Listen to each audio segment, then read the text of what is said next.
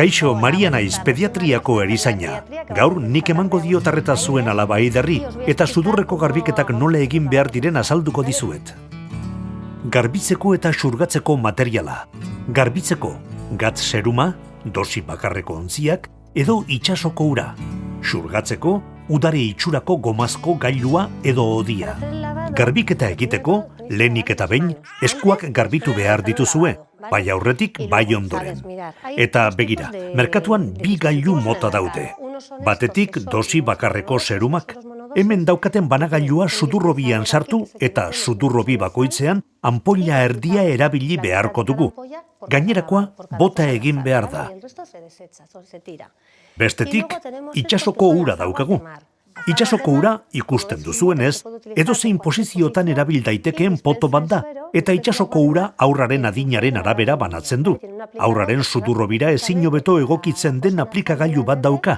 Zuek sudurrobira sartu, 2 segundoz sakatu eta gailuak aplikatu egingo du.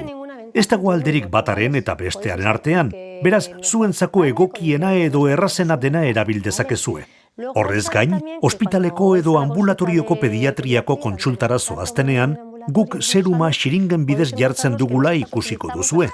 Halere, horrek ez du esan nahi sistema hobea edo okerragoa denik. Gauza bera da. Batzuetan, xurgaketak ere egin behar zaizkie aurrei, baina garbiketa eraginkorra izan ezpada eta aurra oraindik deseroso badago bakarrik. Beraz, aurra deseroso badago ezin badu arnastu, ezin badu jan. Orduan, merkatuan bi sistema ditugu. Hauei, odi sistemak deitzen diegu. Buru bat daukate, aplikagailu hau.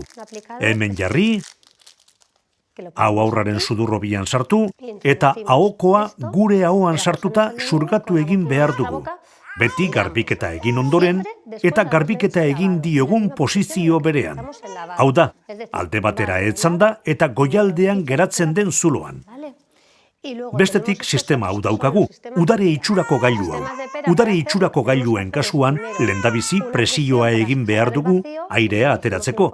Gero muturra sudurrobian sartu eta askatzen dugun bitartean atera behar dugu. Ondoren, mukiak musuzapi batean utzi eta ondo garbitu. Gero, beste sudurrobian egin behar da. Sudurreko garbiketa behar bestetan egin behar da. Aurra deseroso dagoen bakoitzean eta jan edo lo egin behar duenean egin behar da. Ohikoena hartu aldien aurretik eta lo egin baino lehen egitea da, baina deseroso ikusten dugun bakoitzean egin dezakegu. Buruak behin erabiltzeko dira. Erabili ondoren aldatu eta beste bat jarriko diogu. Asko daude.